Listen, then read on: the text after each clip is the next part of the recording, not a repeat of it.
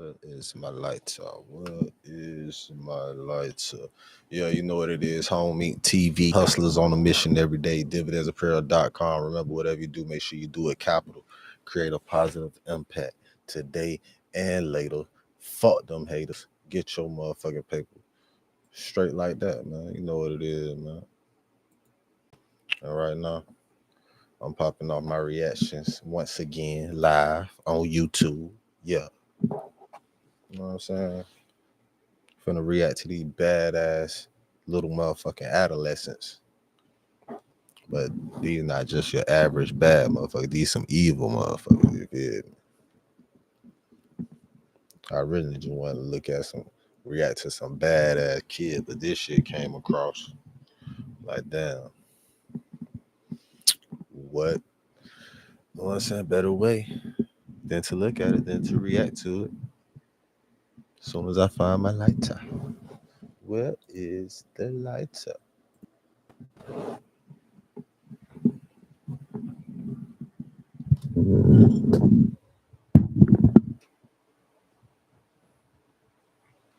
Yeah. Check. Yeah, we gonna just find my damn lighter. I know I just had my shit though, dog. There it goes. There it goes. I found you. Without further ado, let's just do it a little further.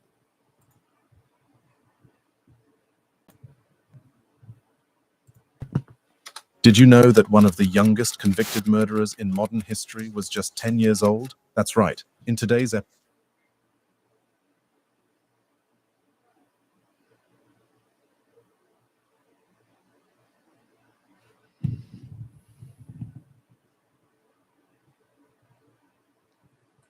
I don't want it to do that, but it's doing that. Oh shit, I went to the wrong shit. No, quit this. It's not what I wanted. Let's see if I could simply fix this right quick.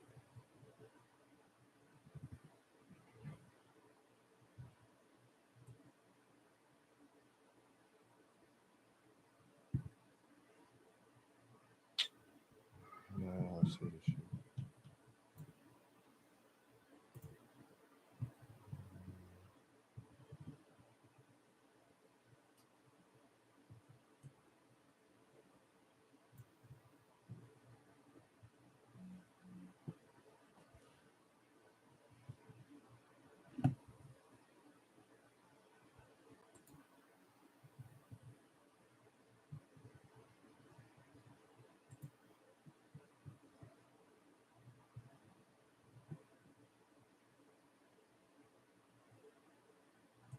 Damn, dog. I'm trying to see why I seeing the sound shit at when I just fixed this shit, man.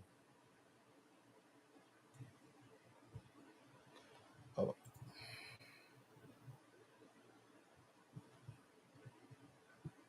outputs.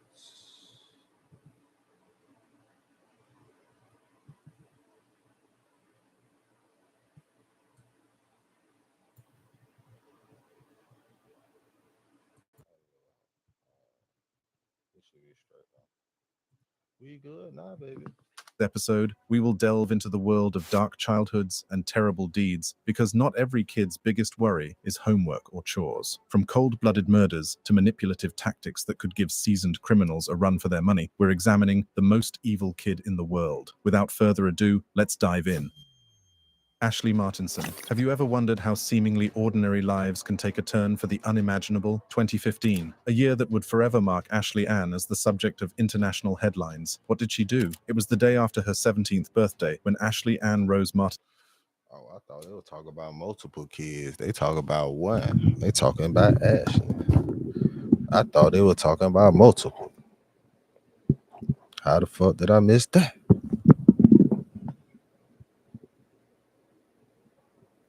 I should have just listened to the title. I said it. Martinson committed a crime that defies belief. She tragically ended the lives of her own mother and stepfather. I know, it's a chilling revelation. The world couldn't look away as her case grabbed headlines on an international scale. And believe it or not, she later admitted guilt to not just one, but 2 counts of second-degree intentional homicide. The result? A daunting 23-year prison sentence that would reshape her life forever. But rewind a bit, and you'll find a seemingly ordinary life. Martinson lived under one roof with her mother, stepfather, 2 stepsisters, and a half-sister before that dark day. According to her younger siblings, Martinson was allegedly verbally abused by her stepfather, Thomas "Tony" Ayres, leading up to his murder. Ayres had a history of verbal and physical abuse towards his... I think I remember hearing about this shit back then. Yeah.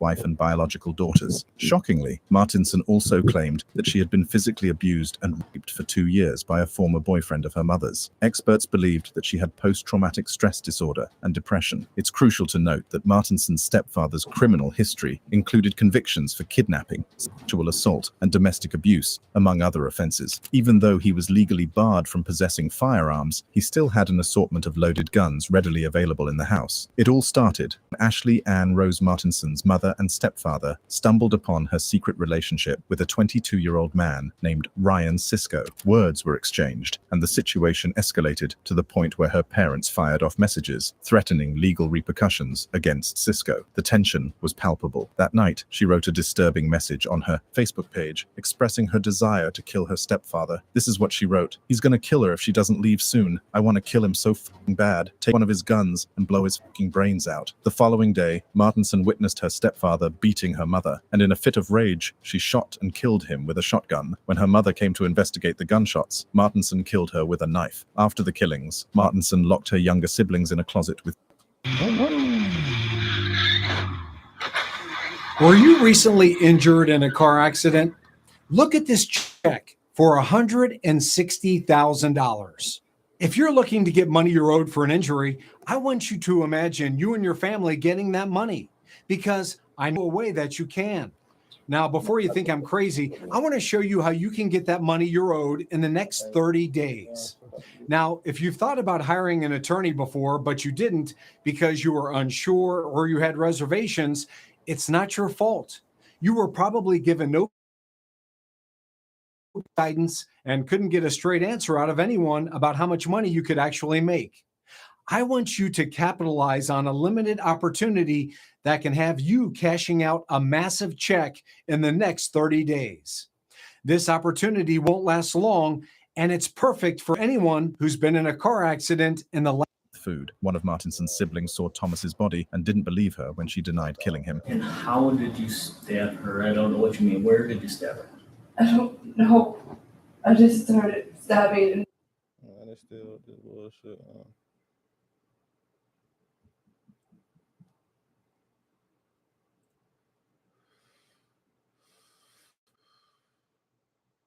I need to set that bitch or something. And fighting with my life. I was so scared. Martinson's tale took a turn when her younger sibling's police statement clashed with hers. She later said the gun was for a suicide attempt, but Thomas Ayres interrupted her. The capture of Martinson and... But yeah, let's go back, because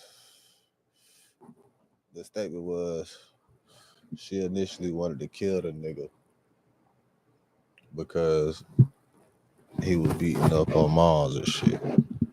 And then Mars came and found her ass. Found the nigga dead, then she stabbed her ass.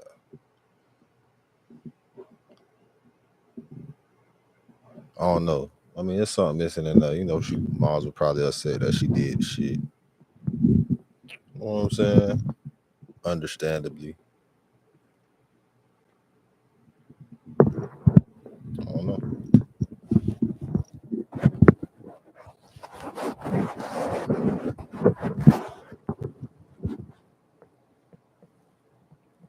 Shit crazy though.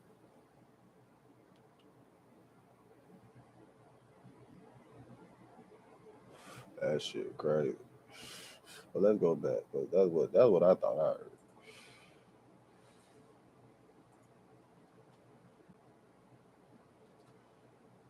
and in a fit of rage, she shot and killed him with a shotgun. When her mother came to investigate the gunshots, Martinson killed her with a knife. After the killings, Martinson locked her younger siblings in a closet with food. One of Martinson's siblings saw Thomas's body and didn't believe her when she denied killing him. And how did you stab her? I don't know what you mean. Where did you stab her? I don't know. I just started stabbing and fighting with my life. I was so scared. Martinson's tale took a turn when her younger sibling's police statement clashed with hers. She later said the gun was for a suicide attempt, but Thomas Ayers interrupted her. The capture of Martinson and Cisco in Indiana came after her eldest stepsister alerted the police. In court, Martinson faced first-degree homicide and false imprisonment, but settled for second-degree murder in a 2016 plea deal. She got 23 years in prison and 17 more under supervision. The prosecution wanted 4 named. It all started when Ashley Ann Rose Martinson's mother and stepfather stumbled upon her secret relationship with a 22-year-old man named Ryan Cisco. Words were exchanged, and the situation escalated to the point where her parents fired off messages threatening legal repercussions against Cisco. The tension was palpable. That night, she wrote a disturbing message on her Facebook page expressing her desire to kill her stepfather. This is what she wrote. "He's gonna kill her if she doesn't leave soon. I want to kill him so fucking bad. Take one of his guns and blow his fucking brains out." The following day, Martinson witnessed her stepfather beating her mother, and in a fit of rage, she shot and killed him with a shotgun. When her mother came to investigate the gunshots, Martinson killed her with a knife. After the So her initial concern was the nigga finna kill moms. So she killed the nigga with his own gun. So she killed a nigga with his own gun.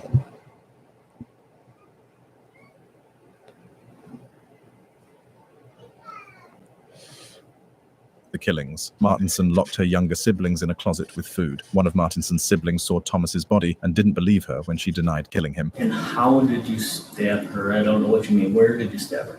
I don't know. I just started stabbing and fighting with my life. I was so scared. Martinson's tale took a turn when her younger sibling's police statement clashed with hers. So She later he felt like Mars was finna kill her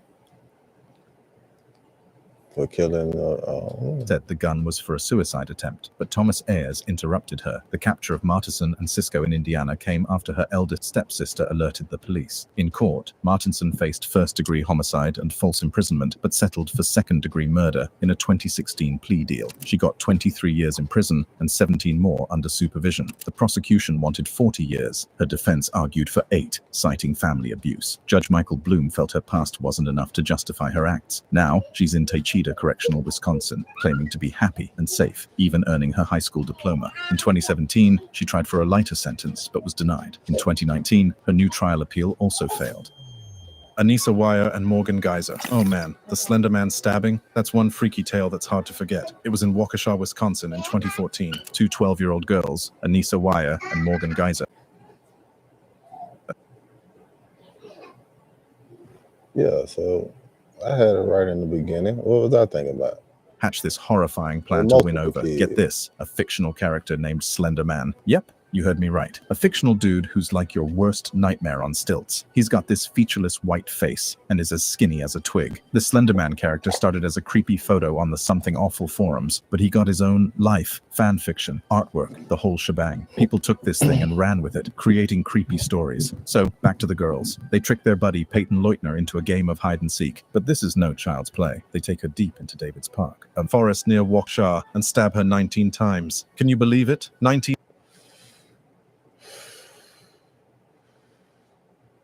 Yeah, that's evil. times, all to please this made-up monster who supposedly hangs out in wooded areas. It's like a horror story that got way too real. The attackers held down Peyton Leutner and viciously stabbed her a staggering 19 times across her body, using a blade that measured 5 inches. Miraculously, she survived, despite 2 of those stabs hitting vital organs. So get this, Peyton Leutner managed to pull herself to a nearby road after enduring that horrifying ordeal. There, a cyclist spotted her and made that life-saving 911 call. Now, flip the script to Anissa Weier and Morgan Geyser. About 5 hours later, they're found hanging out near a furniture store off Interstate 94, almost 5 miles away. And guess what was with them? The very knife they'd used. They were on a mission, you see. They believed they would meet the mythical Slender Man at his so-called Slender Mansion, a whopping 200 miles away in Do you like having a P.O. box but are tired of wasting time and money driving to the post office? Yeah, that shit crazy. I don't know. What do you know? Gillette National Forest. During interrogations, Morgan showed zero remorse, while Anissa seemed somewhat guilty, but both believed their ghastly deed was a sort of tribute to Slender Man. And Peyton, she left the hospital just a week after surviving this unthinkable act. Now, let's get into the legal roller coaster on which Anissa That's what's Wire up, and Morgan man. Geyser found. I'm happy that girl survived to be stabbed 19 times and survived. 19?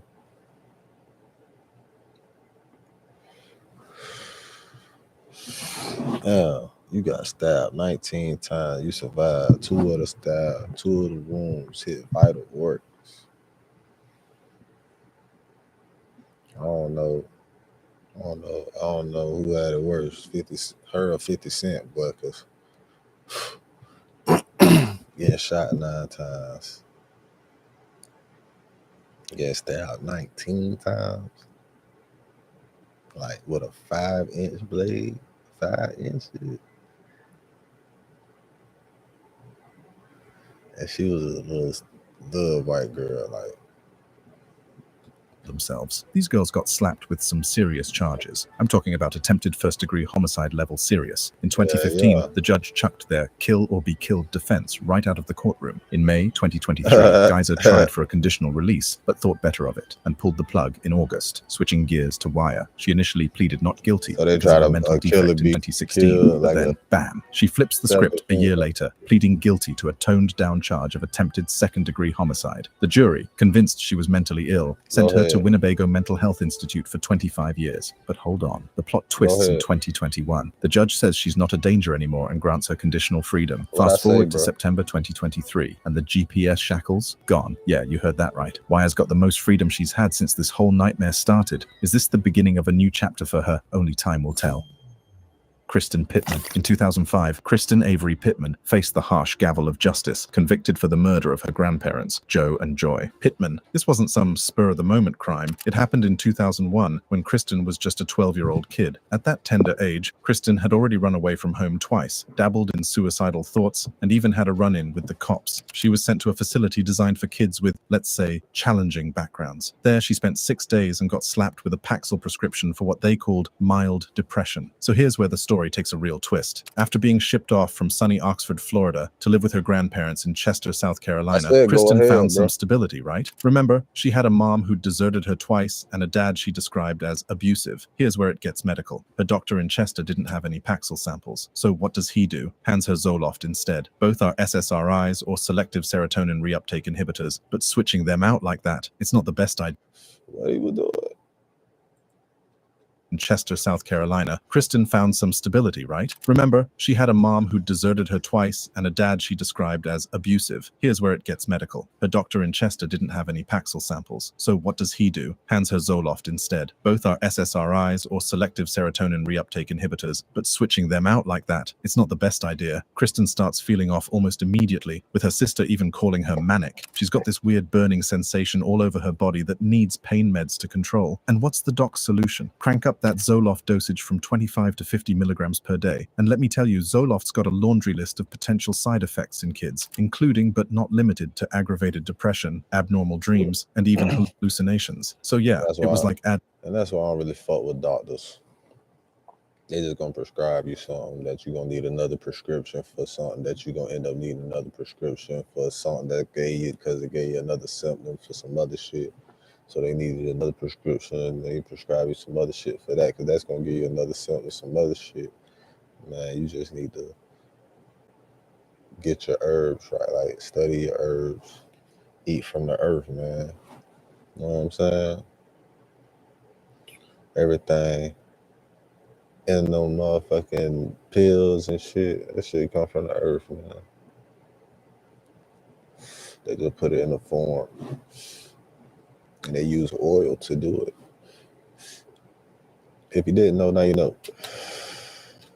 adding fuel to an already raging fire. On November 28, 2001, Kristen's day was already spiraling out of control. She's getting into fights on the school bus, choking another student, and even disrupting a piano player at her church. That night, after her grandfather disciplines her with a paddling for trying to leave her room, she does something unimaginable. She goes into her grandparents' bedroom and uses their shotgun, the one they taught her how to use, to end their lives. And it doesn't stop there. She sets the house on fire using a candle and some paper. She grabs the car keys, takes her grandparents' firearms, her dog, and a measly $33 before hitting the road. But she doesn't get far. 2 counties away, she's caught after getting stuck. Initially, she spins this whole tale about being kidnapped by a large black male who had killed her grandparents and set the house on fire. But eventually, she fesses up and chillingly says her grandparents deserved what they got. But eventually, she fesses up and chillingly says her grandparents deserved what they got.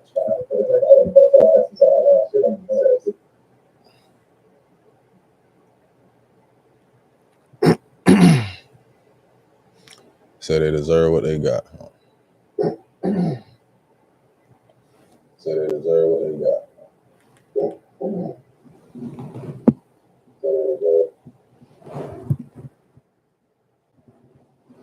Oh, dog, why y'all ain't telling my level was so high like that? I could have kept talking through the whole shit. That was like that.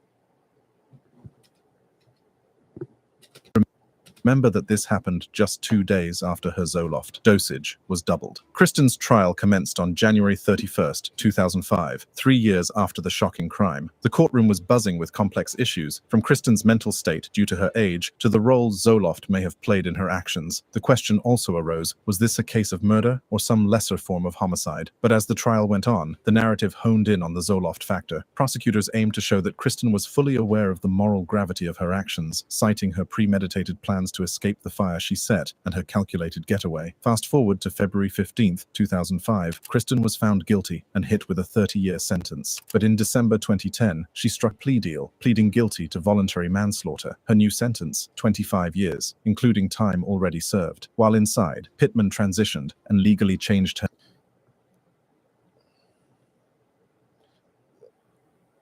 Is that a female? Is that supposed to be a female? They saying she no, it's saying Pittman. They just showing the pictures. I can see it, but I'm just trying to understand. I just want to make sure that so far all of them been females.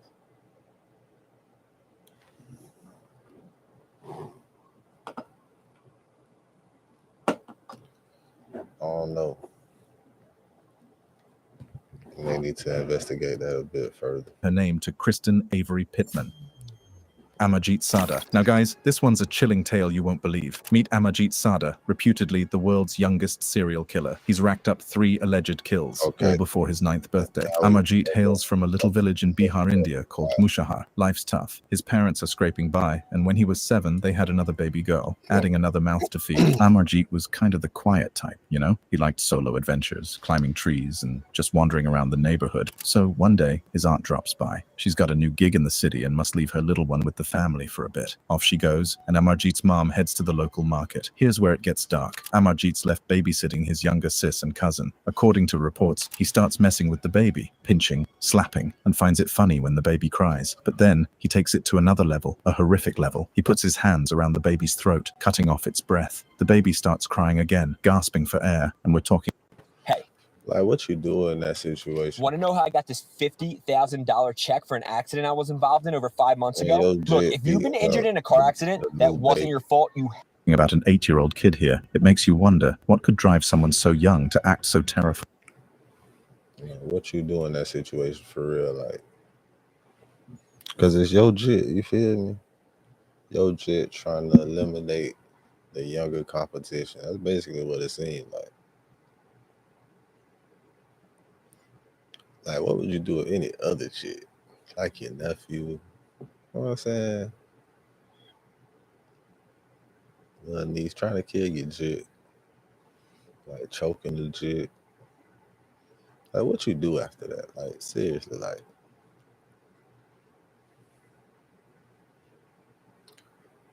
I mean, you can't just get rid of the jit. That's your jit. That's you. That's you. That's your jit. You can't even just get rid of shit like that.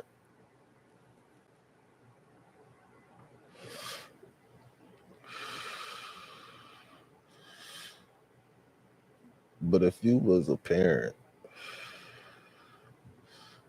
to an Adolf Hitler or something like that, if you was a parent, like say you went back in time and you knew your son was Adolf Hitler, whoever, some evil, somebody that had to do with lots of motherfuckers died. I'm talking about diabolical evil motherfucker. Would you take your own seed out if you knew that information? Like, for real, would you actually take your seed out if you knew you had a little evil motherfucker on your hands that could potentially kill you? Everything, you know what I'm saying, around you, even though it came from you. Could you do it? Would you do it?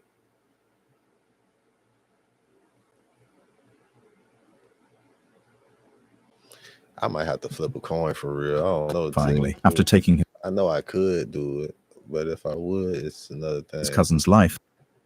Because where do they even get that from? You know what I'm saying? Did it come from one of the parents who, like, you know what I'm saying? Like, you never know. Amarjeet hid the infant's body under grass and returned home. His mom was horrified when he later spilled the beans about his actions. His dad gave him a physical punishment, but unbelievably, they didn't contact the police and instead fabricated a story for the aunt. I definitely wouldn't do that. I definitely ain't calling the police. What are we gonna call the police for? This some infant, this in the house. Amarjeet's next grim act involved. That's not surprising at all. It was saying surprisingly. No, it ain't surprising at all. Of his 8-month-old sister. He strangled her while their parents were asleep. His uncle noted that some in the family knew about these events, but brushed them off as family issues. No one reported anything until Amarjeet committed another horrifying act in 2007, this time on a 6-month-old girl named Khushbu. Her mom told authorities she had left the baby at a school and... Khushbu. I don't know why I like that. What her name was? Khushbu? The name Khushbu. Well, I sound like a female rapper that's about to pop out around this bit.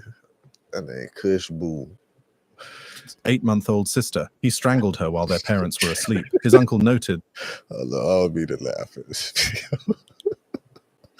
that some in the family knew about these events, but brushed them off as family issues. No one reported anything until Amarjeet committed another horrifying act in 2007, this time on a 6-month-old girl named Khushbu. Her mom told authorities she had left the baby at a school and found her missing upon return. A few hours later, Amarjeet confessed to his grim act and led the locals to where he had buried her. Finally apprehended by the police.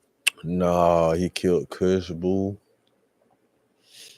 Man, I would have had that nigga. He would have had to go 6 months. He would have had to get up out of here. Amarjeet confessed. Little homie would have had to get up out of here, bro. I don't give a damn. You might see it or not, boy. You got to go. What? 6 To the months? earlier murder. And that was your little cousin? Of his sister and cousin. Inspector Shatrughan Kumar mentioned that all the killings had eerie similarities. While detained, Amarjeet remained eerily smiling but silent. A psychologist labeled him a sadist who takes joy in causing pain. Per Indian laws, he... All right, damn. Like, all right, he gotta go, right? But how do we go? You feel me? Like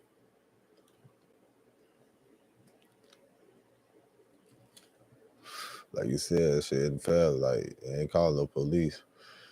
Couldn't be jailed. They called the police after that time? They had to because it was a different... But was placed in a juvenile home until he was 18. Psychological evaluations suggested he had conduct.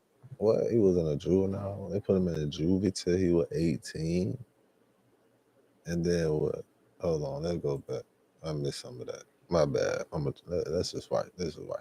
Finally apprehended by the police, Amarjeet confessed to the earlier murders of his sister and cousin. Inspector Shatrughan Kumar mentioned that all the killings had eerie similarities. While detained, Amarjeet remained eerily smiling but silent. A psychologist labeled him a sadist who takes joy in causing pain. Per Indian laws, he couldn't be jailed but was placed in a juvenile home until he was 18. Psychological evaluations suggested he had conduct disorders, and he was subsequently placed in a facility in Munga. Disturbingly, he was released at 16, and his current location is unknown. As of 2023, Amarjeet should be about 23 years old, living under a new identity.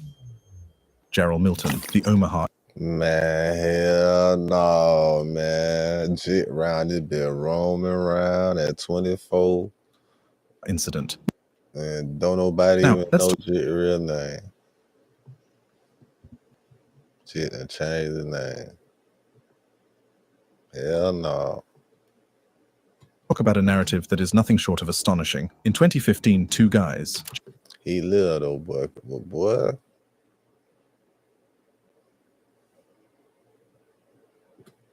Jamie Mel Ray and Charles Fisher, thought they were about to pull off a smooth cannabis exchange in the heart of Omaha, Nebraska. Yeah, well, not so much. The moment they set foot in Miller Park, they got a surprise that no one saw coming. 3 children jumped on them. Jamie Mel takes fatal bullets to his head and neck, and Charles miraculously gets away with just a shoulder wound. But here's the kicker. This wasn't a random ambush by just any children. We're talking about Gerald Milton, a preteen at just 12 years old, his 17-year-old sibling, and another 15-year-old accomplice. And their master plan? Swipe some goods from the dealers and walk off with an easy payday. Fast forward, and Gerald pulls a vanishing act right after this horror show. The kid is apprehended in Minneapolis, miles away from the crime scene. And let's not forget, there was a staggering $25,000 reward for any information leading to his capture. Gerald's dad chimes in, saying his boy might have been there, but he didn't pull that trigger. Young Gerald pleads not guilty when the court date rolls around, while his older brother Jamar isn't so lucky. He ends up with a first-degree murder conviction and the potential of 58 to 82 years of staring at. This game, you're not ready for it.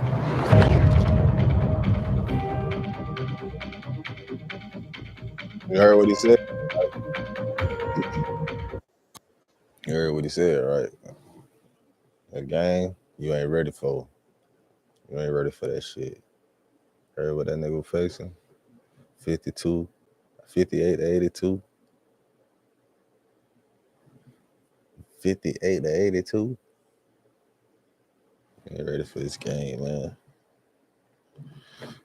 Stay ass on PlayStation. Concrete walls. His earliest parole option, a soul-crushing 34 years later. But that's not the end of the rabbit hole. Jarrell has also been slapped with charges in South Dakota. This kid's record lists juvenile. Why they bleep out rape when they say rape charges? Why they bleep out that word? I was just asking. System failures. Oh, shit, my camera went dead.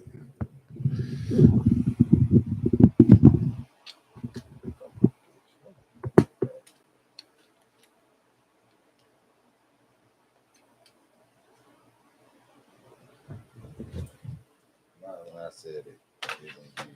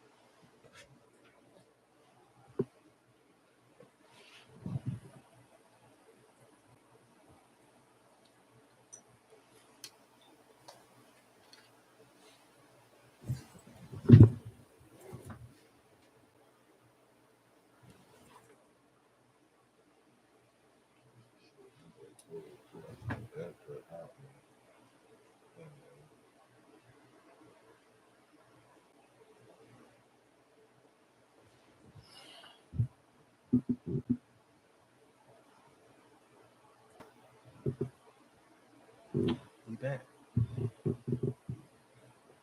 Just like that, we back, baby. Get it back right. Get it back right.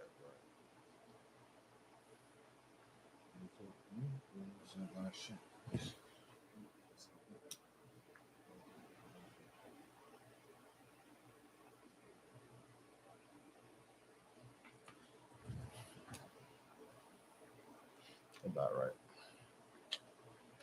About right. About right. We good enough. We good enough. We good enough. We good enough. Want to make sure we good. We good.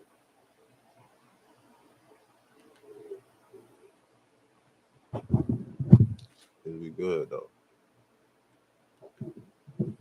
Is we good though?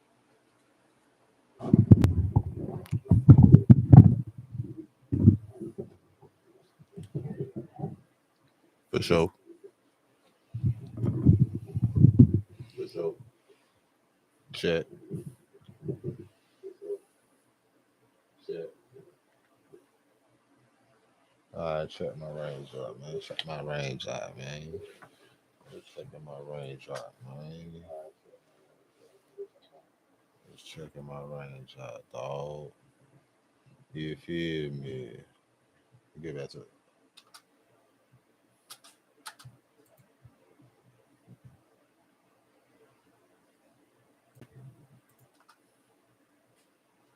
And probation violations from 2015. It's like he's been on a revolving door of probations, curfews, and halfway homes, including the famed Boys Town, yet he keeps slipping through the cracks. And get this, he had a chance for a leave to his mother's house in South Dakota in late 2019, but guess what happens next? Yep, he lands back in the clink. A court directive was that he would be shipped off to a CUNY YRTC program to finish his probation, but that's not happening anytime soon. Why? Because the latest reports indicate that Gerald Milton is cooling his heels in a South Dakota jail, done with playing games in the juvenile arena. Now, he's graduated to adult prison, so the burning question is, what does this tell us about a juvenile justice system that's not working?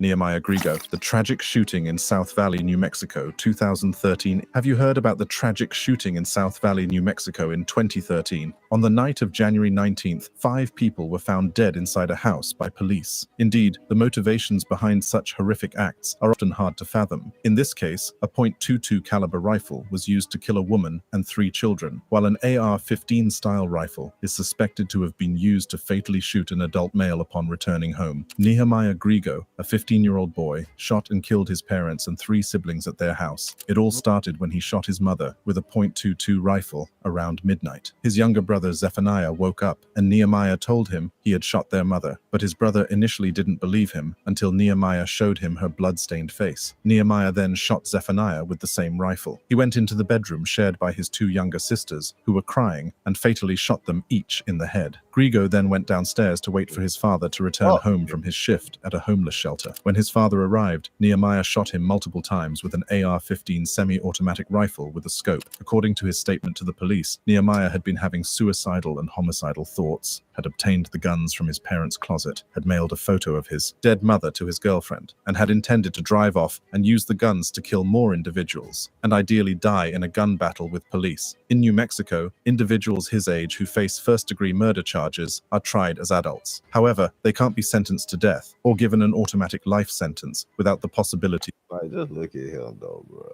Look at Jit.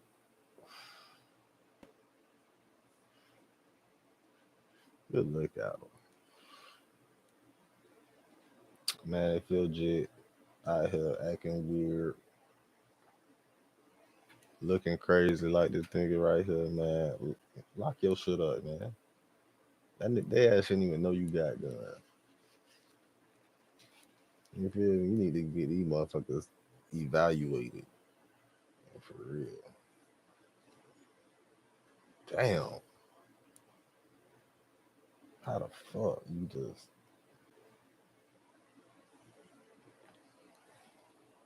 two little girls though.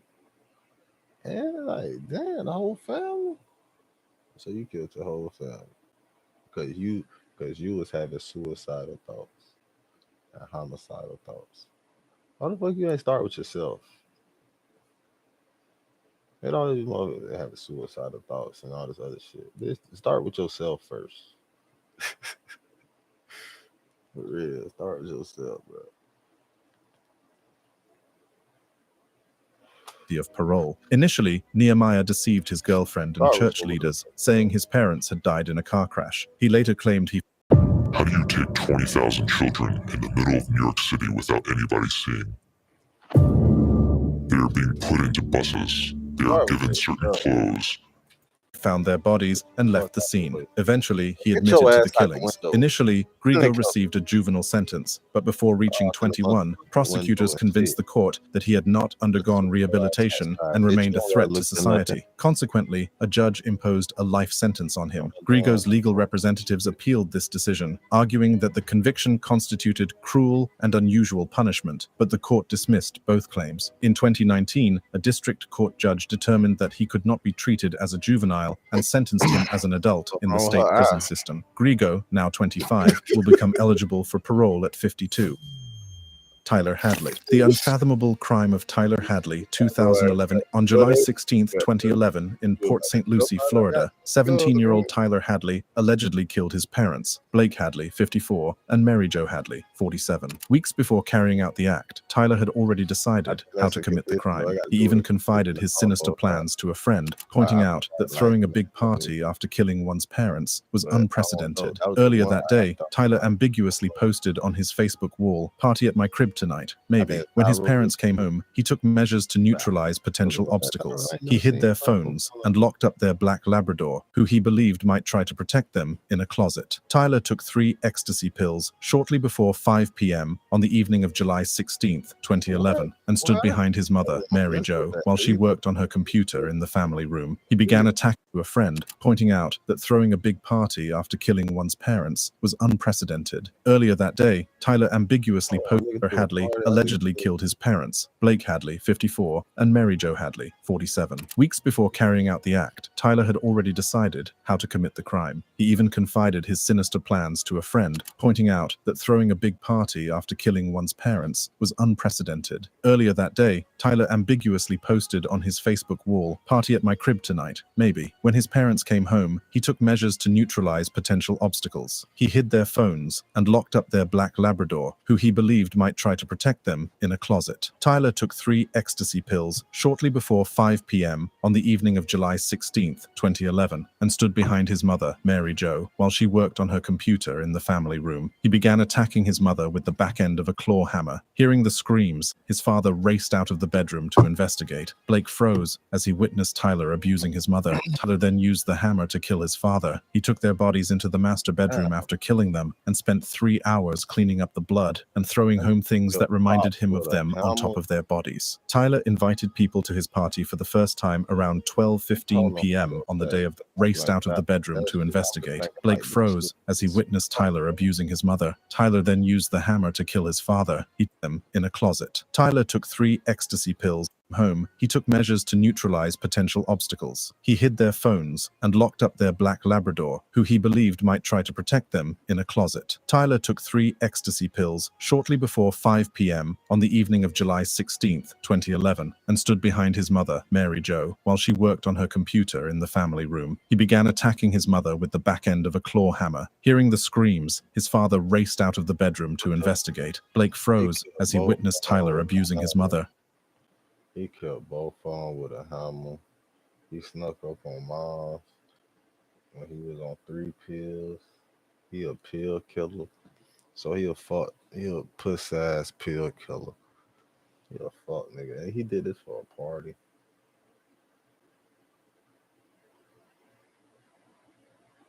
Bring the guillotine back or something. Bring some old shit back from way back. Bring the guillotine back for this nigga here.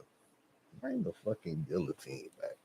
Nigga he hit his mom's in the back of the head while she was on the computer. On the back of a hammer. So he killed mom with the back of the hammer and the back of her head. Bring the guillotine back for this nigga, man. Tyler then used the hammer to kill his father. He took their bodies into the master bedroom after killing them and spent 3 hours cleaning up the blood and throwing home things that reminded him of them on top of their bodies. Tyler invited people to his party for the first time around 12:15 p.m. on the day of the killings, just hours before he murdered his parents. He paid for the party with his dead parents' credit cards. He was caught at an ATM while withdrawing cash from the accounts and then picked up several friends. Around 60 people attended the party that night, and several are said to have smelled dead bodies. Tyler told numerous individuals about what he had done during the party. He even admitted the murder on a brief walk with a friend, Michael Mandel. Mandel returned to the party and came upon the lifeless bodies of Blake and Mary Jo inside the main bedroom. Instead of immediately departing from the scene, Mandel remained there for an extended period, spending hours in the company of Tyler, even capturing a photograph together. Hi, we're Visible. We're the wireless company with nothing to hide. Seriously, hidden fees? We don't have them. Annual contracts? Not our thing. Great wireless on just one line? Now that's more like it. It was only 4 hours later that Mandel eventually left the party. He's like, oh shit, I see about it. So he played it cool. He an undercover ass nigga. We gonna play up under a nigga. And then when he get from around, he gonna call the police and tell everything. Hey, if your ass can stay there and party, how long they say the nigga party? At which point, he contacted a local hotline dedicated to reporting criminal incidents to inform them about the deaths he had witnessed. Then, word of mouth disseminated the information about the crime. The following morning, Hadley was taken into custody. Tyler was 17 years old when the killings occurred and was detained on accusations of murder. He was condemned to life in prison 3 years later by a court. Hadley contemplated taking his own life had the police not arrived. He had a stash of Percocet tablets stored in his room, but for the moment, whether it was ecstasy, the party, or the murder, he was in a good mood. At 4:40 a.m., just as police were going to his house, he posted one final time on his wall, "Party at my house again, H.O.M.E.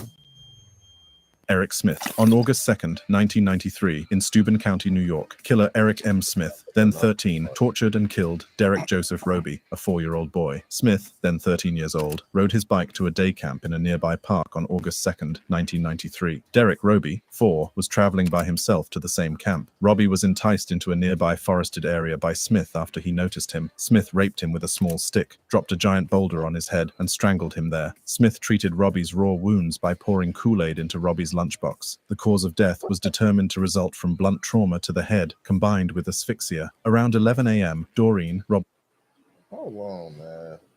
This got to be the most evilest nigga. What the fuck the nigga did?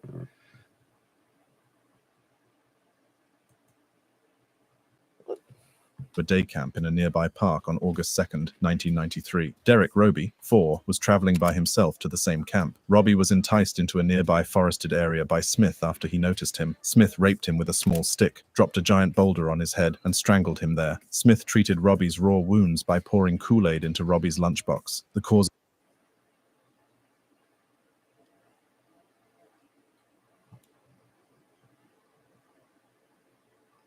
Hold on, man. He raped him with a stick. He raped Jit with a stick. Dropped the boulder on his head. And then yoked him out. Strangled him. And then what? Poured did they say he poured Kool-Aid in his wounds? What? In his what? Kool-Aid from Jill's lunchbox in his wounds? I know that ain't what they said. Into a nearby forested area by Smith after he noticed him. Smith raped him with a small stick, dropped a giant boulder on his head, and strangled him there. Smith treated Roby's raw wounds by pouring Kool-Aid into Roby's lunchbox. The cause of death was determined to result from blunt trauma to the head, combined with asphyxia. Around 11 a.m., Doreen, Roby's mother, headed to the park expecting to pick up her son, only to discover that Roby hadn't shown up. After a 4-hour search, they found Roby's body. The case captured the nation's attention, mainly due to the age of both the victim and the perpetrator. On August 8th, 1993, Smith confessed to his mother that he had killed Derek. The Smith family promptly informed the authorities that same night. Hold on. How old was you? Why was he just at the park by himself? What the fuck? Kind of what? Jit was how old? 4? No, how old they said Jit was? 6. I'm tripping, man. I gotta go back, man, because this shit just fucked me up. A day camp in a nearby park on August 2nd, 1993. Derek Roby, 4, was traveling by himself to the same camp. Robbie was enticed into a nearby forest. Why? 4. Shit, 4 years old. On a bike going to a camp. So what, it gotta be like down the street, right? 4 years old though.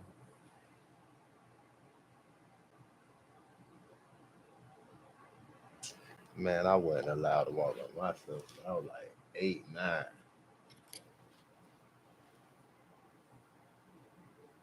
And the bus stop was right down the damn street.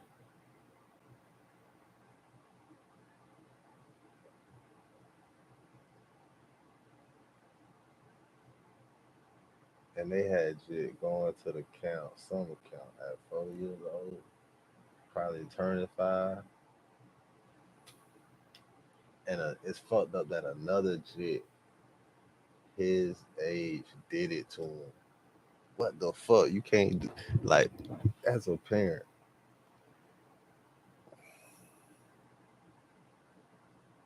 You gotta watch out for these little motherfuckers too. Fuck that, bro. You probably gotta look out for them more than you gotta look at that. Nah, you gotta look out for everybody equally. For real, cause fuck that, bro. That's why I be working from home. That's why I make sure I got a job from the crib. I keep my Jit at the crib. I say, man, she ain't gotta never go to daycare. Not until she learned, till she talking, maybe she could go. But even then, fuck that. Fuck all of that shit. How the fuck? Man, I keep my Jit with me at the crib, work at the crib. I'm daycare. Fuck that. I'm daycare.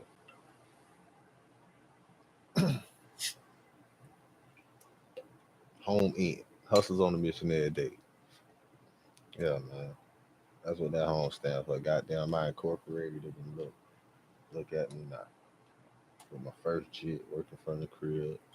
Take care of my Jit from the crib because of shit like this. Not even because of shit, but this is another reason to keep my Jit right here with me, man. Because I'm mentally not right. If I can't handle no shit like this, I've been a fucking killed Jit with a motherfucking area by Smith after he noticed him. Smith raped him with a small stick, dropped a giant boulder. Look, listen to what he did to the Jit. He's like, a Jit do this on his head and strangled him there. Smith treated Robbie's raw wounds by pouring Kool-Aid into Robbie's lunchbox. The cause of death was determined to result from blunt trauma to the head, combined with asphyxia. Around 11 a.m., Doreen, Robbie's mother, headed to the park expecting to pick up her son, only to discover that Robbie hadn't shown up. After a 4-hour search, they found Robbie's body. The case captured the nation's attention, mainly due to the age of both the victim and the perpetrator. On August 8th, 1993, Smith confessed to his mother that he had killed Derek. The Smith family promptly informed the authorities that same night. Subsequently, Smith underwent extensive medical examinations by specialists from both sides, including evaluations of brain function and hormone levels. However, these tests failed to provide any explanation for his violent actions. According to court records, Smith was a solitary individual who frequently endured bullying due to his distinctive features: low-set ears, thick glasses, red hair, and freckles. But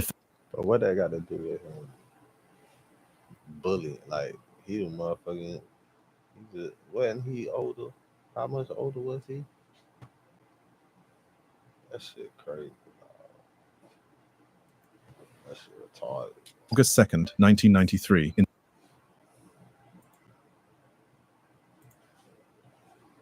4:40 a.m., just as police were going to his house, he posted one final time on his wall: "Party at my house, 93 in Steuben County, H.O.M.E. Eric Smith." On August 2nd, 1993, in Steuben County, New York, killer Eric M. Smith, then 13, tortured and killed Derek Joseph Roby, a 4-year-old boy. 13, boy. Smith. 13, he killed the 4-year-old Jit going to the same spot. Man, hell no.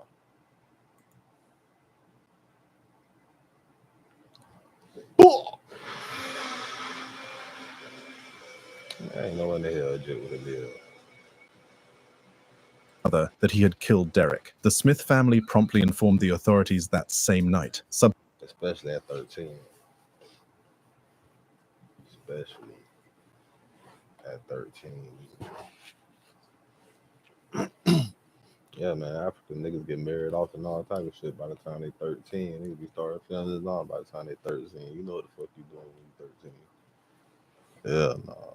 Subsequently, Smith underwent extensive medical examinations by specialists from both sides, including evaluations of brain function and hormone levels. However, these tests failed to provide any explanation for his violent actions. According to court records, Smith was a solitary individual who frequently endured bullying due to his distinctive features, low-set ears, thick glasses, red hair, and freckles. A defense psychiatrist diagnosed Smith with an intermittent explosive disorder, a mental condition known for causing violent and unpredictable behavior. Nevertheless, the prosecution's expert contended that this disorder was rarely observed in individuals of Smith's age. In August of 1994, Smith, at 14, faced a trial as an adult and received a sentence of 9 years to life in prison. Initially, he was placed in a juvenile detention center, but after turning 21, he was transferred to an adult prison. Nearly 9 years.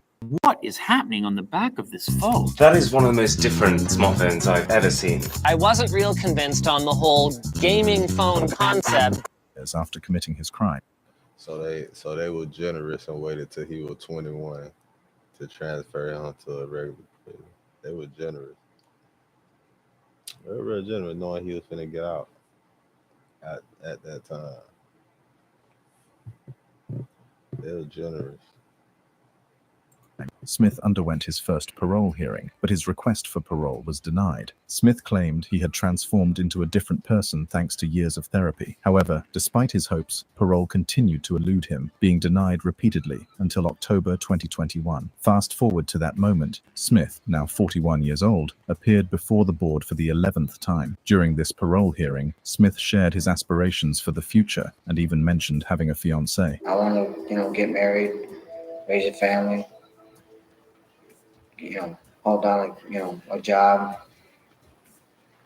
pursue the American dream. Ultimately, the board decided to grant Smith a chance at parole. However, his release was postponed for several months until he secured approved housing. Finally, in February 2023, after serving 28 years, the 42-year-old was released. Today, he enjoys his freedom as a Queens, New York resident. John Venables and Robert Thompson. On February 12, 1993, two 10-year-old boys named Hell no, they say that nigga in Queens right now. Well, as of a year ago.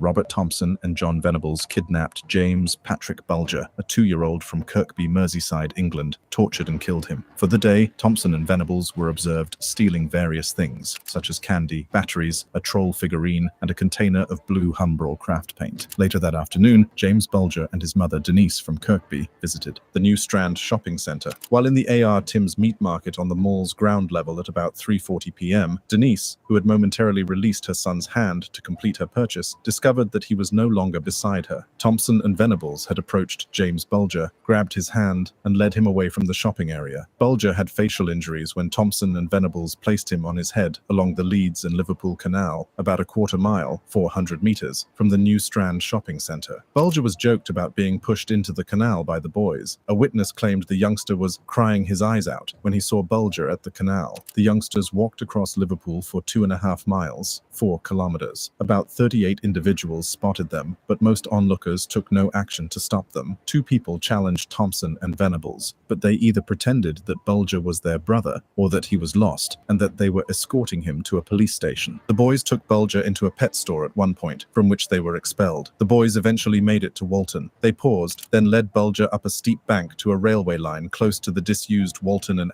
Anfield railway station next to Walton Park Cemetery, despite Walton Lane Police Station being across the street. One of the boys threw through the blue paint that the boys had earlier shoplifted into Bulger's left eye. They trampled him underfoot, stamped on him, and hurled stones and bricks at him. Batteries were put in Bulger's mouth and maybe his anus, though none were discovered there. The boys then hit Bulger with a 10 kilograms, 22. Hold on, man. Why would they say that? If nothing was discovered there, that shit went like. Oh. Why would you even put like? Why would they say some bullshit like that? Well, I'm not even gonna repeat that. I'm not even gonna rewind that either. That was just some bullshit. 2 pounds. That's some fucked up shit though. Them niggas would have had to die too. Railway fishplate. The impact of the bar on his head. That's just wicked. Like, I don't think I'm gonna watch them. Caused 10 fractures in his skull. According to pathologist Alan Williams, Bulger sustained 42 injuries, none of which could be pinpointed as the fatal blow. In the hopes that a train would strike James Bulger and deem his death an accident, Thompson and Venables placed him across the railroad tracks and weighted his head down with debris. A train split his body in half after they fled the site. A group of children found Bulger's decapitated body 2 days later. On November 24, 1993, John Venables and Robert Thompson were both convicted for the kidnapping and killing of James Bulger. Following an 8-year imprisonment for their roles in the tragic case, the perpetrators were set free under a life license. To shield them from potential retaliatory violence, they were given new identities.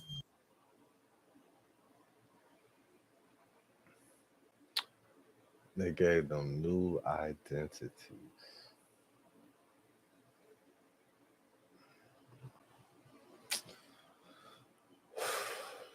I wonder if they ever did. I hear about them doing that for. I'm not even, but I wonder if a nigga ever got some treatment like that, like a young G. I know they hit G with 60 years and shit. They giving niggas new identities. And hold on, what the fuck they did to like? All right, I said I wasn't gonna rewind this shit, but for educational purposes. You know what I'm saying? Don't let your kids out your sight. You feel me? Take care of your people. Most reviewed. Why I gotta be the most reviewed? Paint that the boys had earlier shoplifted into Bulger's left eye. They trampled him underfoot, stamped on. They threw paint in his eye. Look, this the kid. This is legit, no? This is legit. That's the legit. Led Bulger up a steep bank. That's the legit right there. So I got a little cousin who used to kind of looked like that. He mixed. Boy, like to a railway line close to the disused Walton and Anfield railway station next to Walton Park Cemetery, despite Walton Lane Police Station being across the street. Eve to me is basically freedom. It's a giant open universe where you can do what One of the boys threw the blue paint that the boys had earlier shoplifted into Bulger's left eye. They trampled him underfoot, stamped on him, and hurled stones and bricks at him. Batteries were put in Bulger's mouth and maybe his anus, though none were discovered there. The boys then hit Bulger with a 10 kilo. Why would they say that? I'm still mad. Like it was better if out in his mouth and maybe like what y'all talk about. But now we're trying to. Why would you even mention that? I'm trying to make it more interesting. That shit just the fuck. All right, man. Hold that. I'm just. I want to talking about. I'm talking about.